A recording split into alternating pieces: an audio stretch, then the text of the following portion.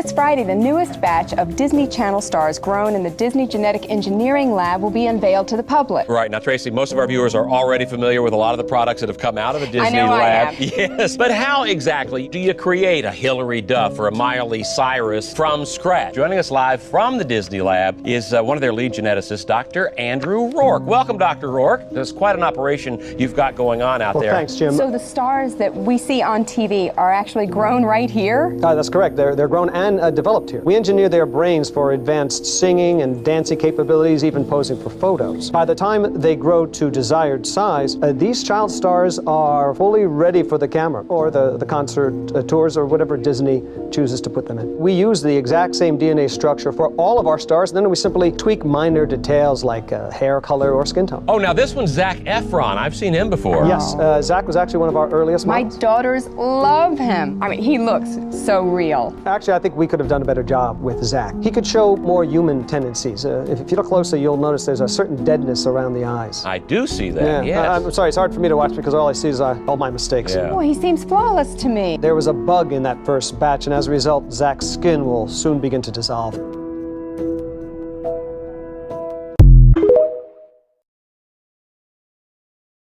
I'm curious to see if you're smart enough to figure this one out. So we got Foghorn Leghorn dancing around, showing this little scientific kid the art of Indian rainmaking, right? And then look, this little guy, after reading his book, he starts putting a little airplane together, and look what he puts inside of it. Yeah. Sends it up, right? It goes over, and what do you know? Whoop. Beep. And all of a sudden, Foghorn Leghorn's like, "Where's your storm? Where?" Oh, and then all of a sudden, boom. This is an old cartoon we watched as kids. Just in case you missed it, yeah. I'll just leave this here. Go show this account some love, by the way. Makes you wonder, what else could they have told us throughout old cartoons from our childhood? Now, that document that was shown earlier, that's an interesting read to understand exactly why this little cartoon is so peculiar. Between 1850 and 1870, insane asylum populations in America increased by 55%. The population only grew by 22%. Where did all these insane people suddenly come from? The census recorded 15,619 people insane in 1850. By 1870, it was 37,432 insane, more than double the amount previously recorded. That's not gradual, that's an explosion. And the diagnoses? Vague, melancholia, confusion, mania, just labels that justified locking people away. This spike happened right after the alleged mud flood period, right when Tartarian buildings were being demolished and history was being rewritten. What if these people weren't insane? What if they remembered? They remembered a different world, different architecture, different technology, a civilization that didn't match the new official story. So they were institutionalized, removed, silenced. New York built the Willard Asylum in 1867, 1,100 beds, filled immediately.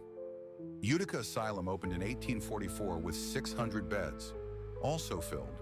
They weren't treating mental illness, they were erasing memory.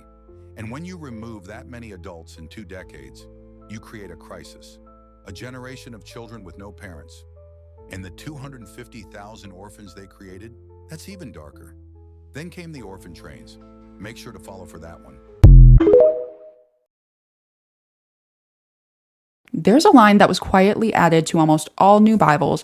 It's brand new, and almost nobody knows that it's not in the original manuscripts and that it never existed in any Bible prior to the year 1946. We've been talking about how the year 1946 was the same year that NASA's Jack Parsons did the Babylon working ritual, in which he says that he summoned Babylon herself and brought the Antichrist spirit into the world. This is about 6 months before the Roswell incident and about a year and a half before 1948 Israel. The line that was added: Jesus declared all foods clean. So let's talk about why this is so serpent-like. It's actually woven into end times prophecy and nobody talks about it. So Acts 15 gives the bare minimum that Gentiles are supposed to start with. Therefore, my judgment is that we should not trouble those of the Gentiles who turn to God, but should write to them to abstain from things polluted by idols, and from sexual immorality, and from what has been strangled, and from blood. For from ancient generations Moses has had in every city those who proclaim him, for he is read every Sabbath in the synagogues. Things polluted by idols. Swine was the number one food that they were sacrificing to idols in Rome. What has been strangled? Swine are strangled even today. Even when there's not like a human physically strangling them, they're stunned to death by CO2, which scientifically is asphyxiation. So they're being strangled. They stop breathing. And from blood. Pigs are not bled out when they're killed. Even if they try to bleed them out, the way that their bodies are set up and like the distribution of their fat, they're not able to bleed out properly like other animals are. The very first things that Paul gives them to start out with have to do with food. We by nature understand that, well, we are what we eat, right? If you eat of the bread and drink of the wine, you're eating Jesus's flesh and drinking his blood. Jesus says that in order to abide in him, we have to eat of his flesh and drink of his blood. Who are we abiding in if we decide that we can eat pork and other things that are not even food? Especially being that pigs have always been associated with the Roman authorities, like the military, and a wild boar was their emblem around the time that the Second Temple fell. And that was like their favorite meal. That was what they would sacrifice to their idols. We all know the story where Jesus finds the possessed man in a cave. He casts the demons out of the man and they go into a herd of pigs, right? Did you guys know that pigs actually physically can't look up at the sky? And in the book of Enoch, it specifically says the watchers that fell are not allowed to look towards heaven anymore. But even weirder than that, have you guys ever heard pigs screaming?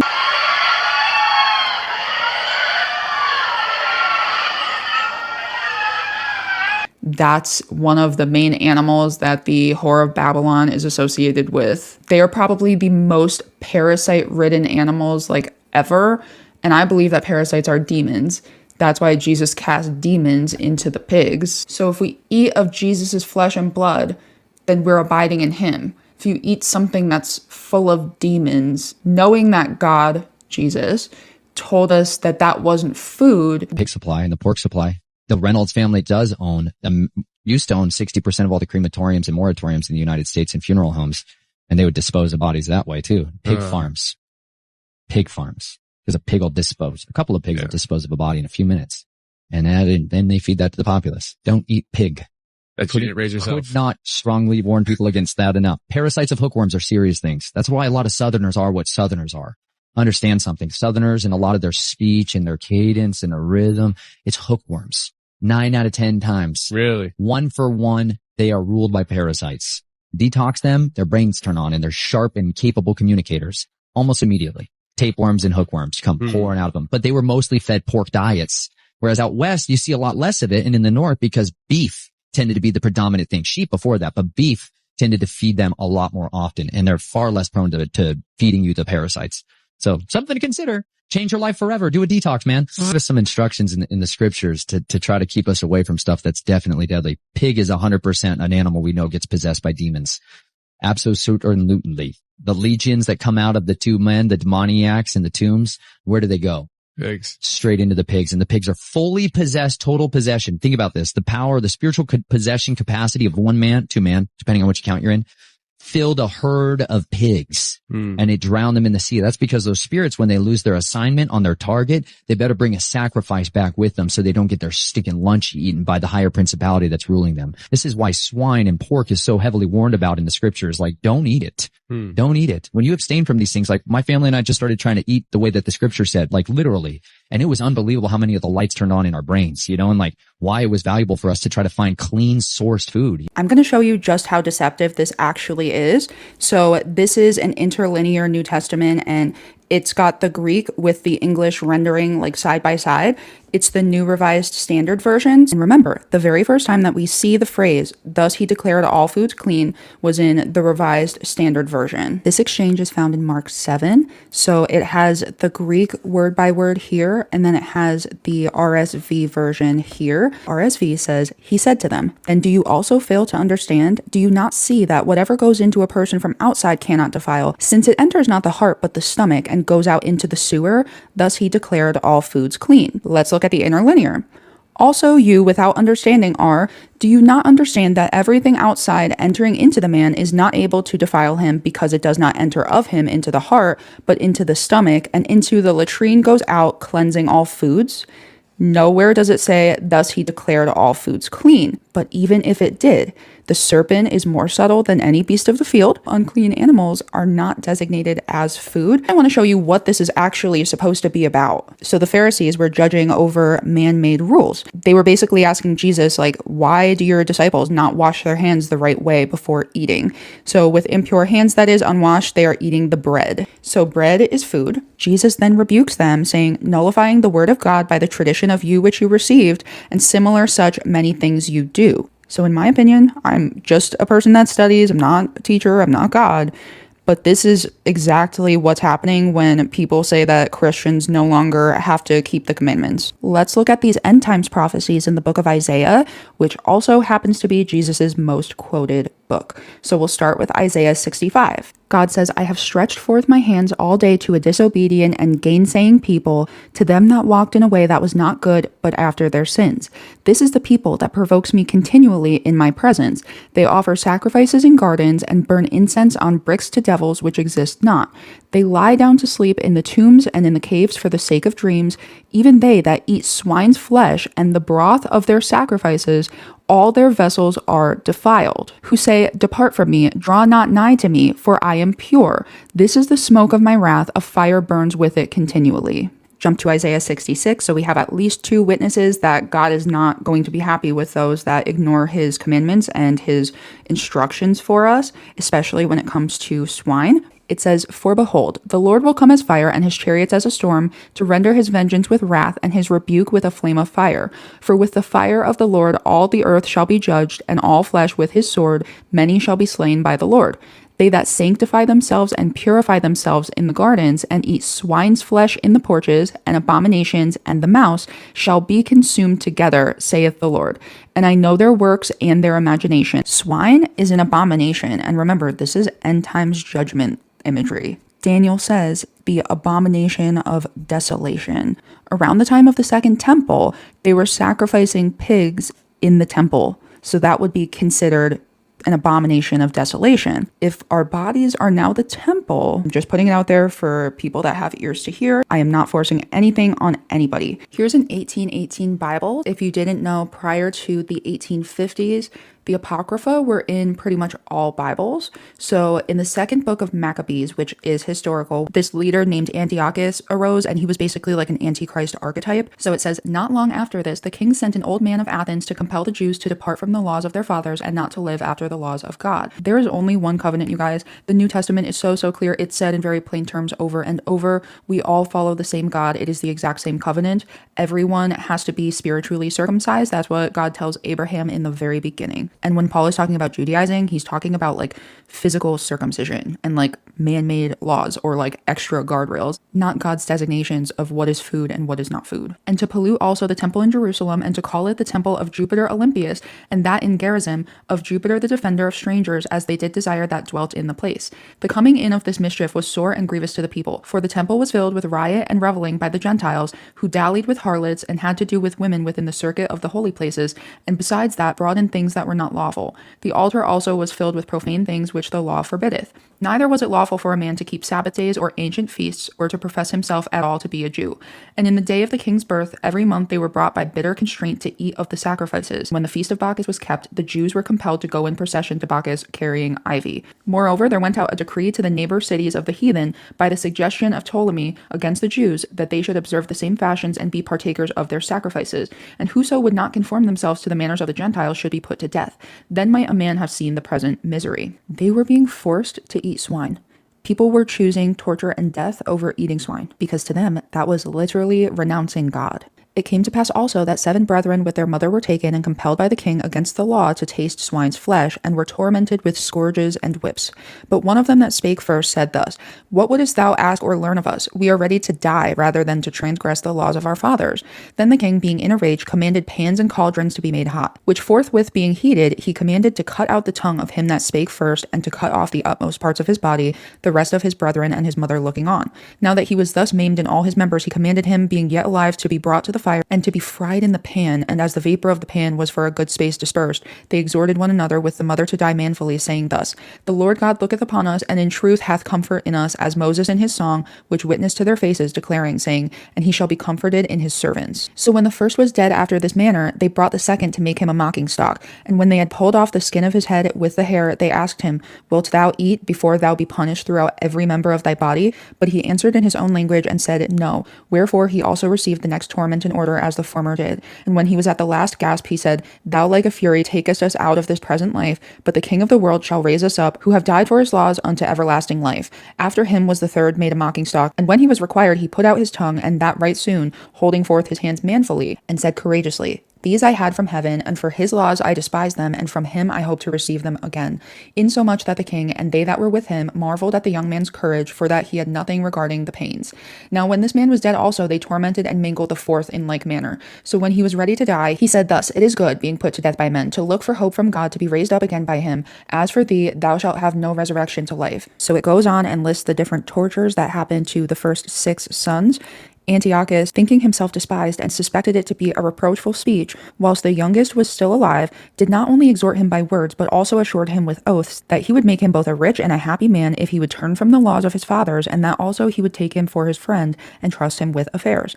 But when the young man would in no case hearken unto him, the king called his mother and exhorted her that she would counsel the young man to save his life. And when he had exhorted her with many words, she promised him that she would counsel her son. A lot of people think of Peter's vision as God giving permission to eat any type of animal, even if it was never considered food, but Peter himself interprets it. So verse 15, he says, What God has made clean, do not call common. But then keep reading. Verse 29 says, You yourselves know how unlawful it is for a Jew to associate with or to visit any one of another nation, but God has shown me that I should not call any person common or unclean. And then in his epistle, he says, The dog returns to its own vomit, and the sow after washing herself returns to wallow in the mire.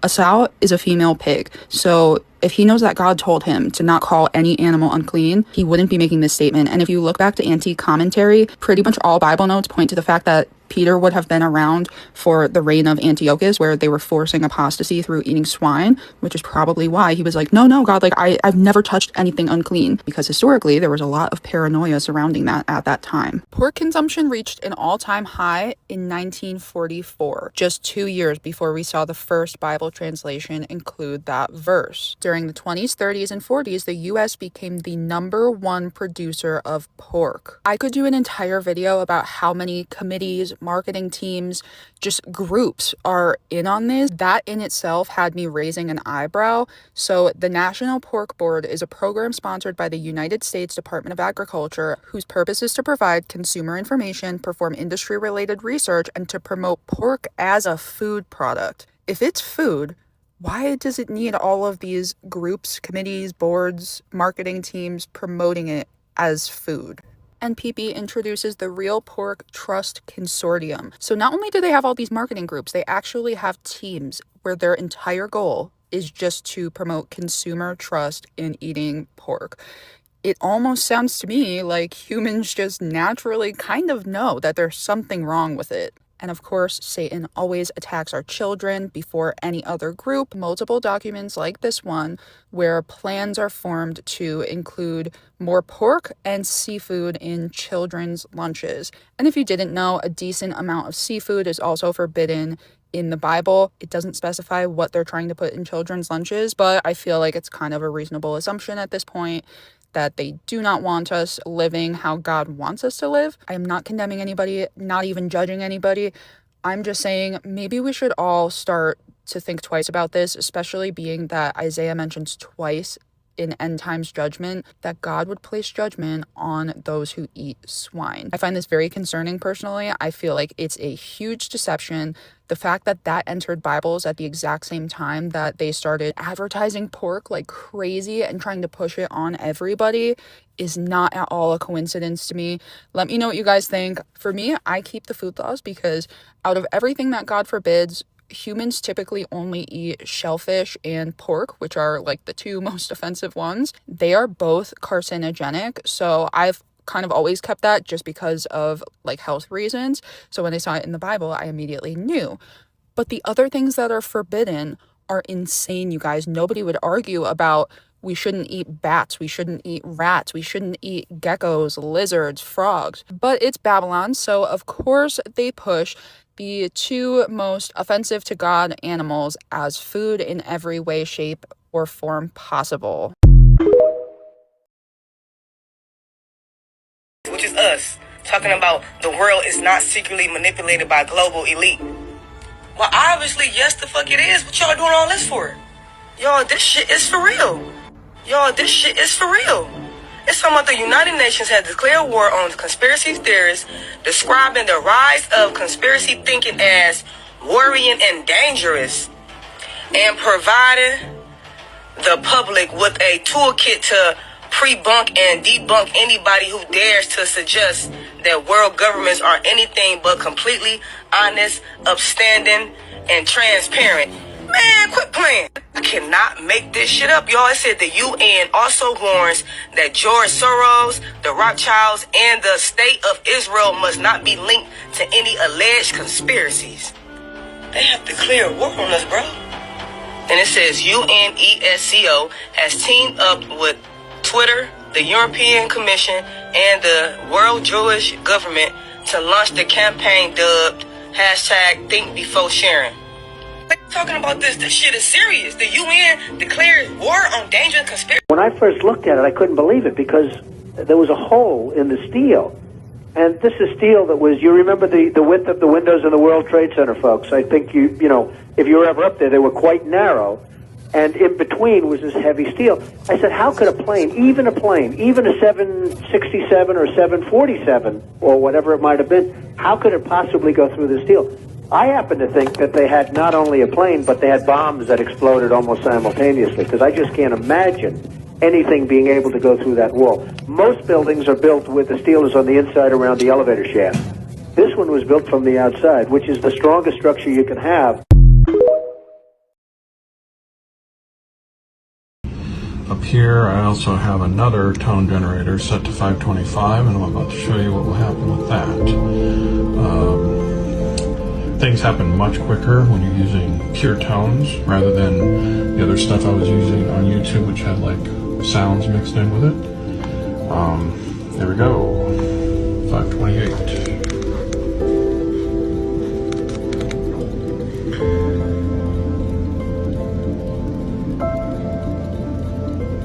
And already you can see a much more stable fracture. Okay, I have to do this quick because this stuff does not last. 525, you can see there's a whole range of tones here, but 525, you're going to hear, probably hear the fluctuation there.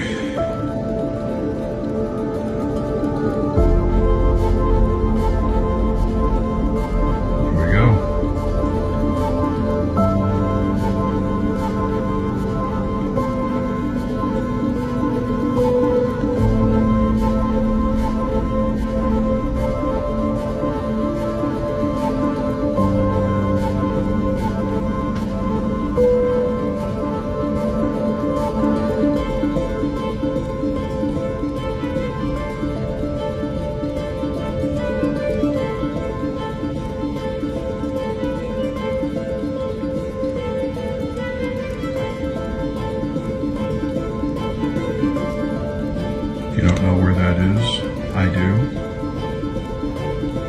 It is in Sedona, and it is a well-known vortex vortex phenomenon. There's several of them there, and you are witnessing a...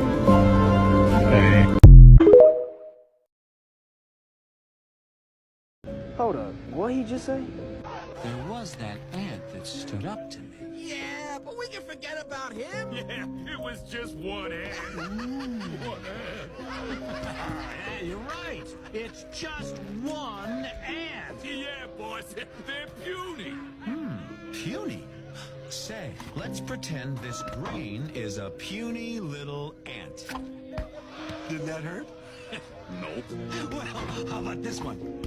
Are you kidding? Well, how about this?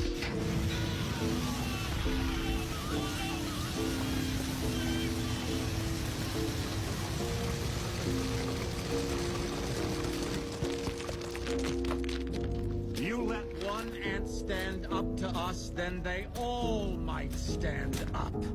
Those puny little ants outnumber us 100 to 1. And if they ever figure that out, there goes our way of life. It's not about food.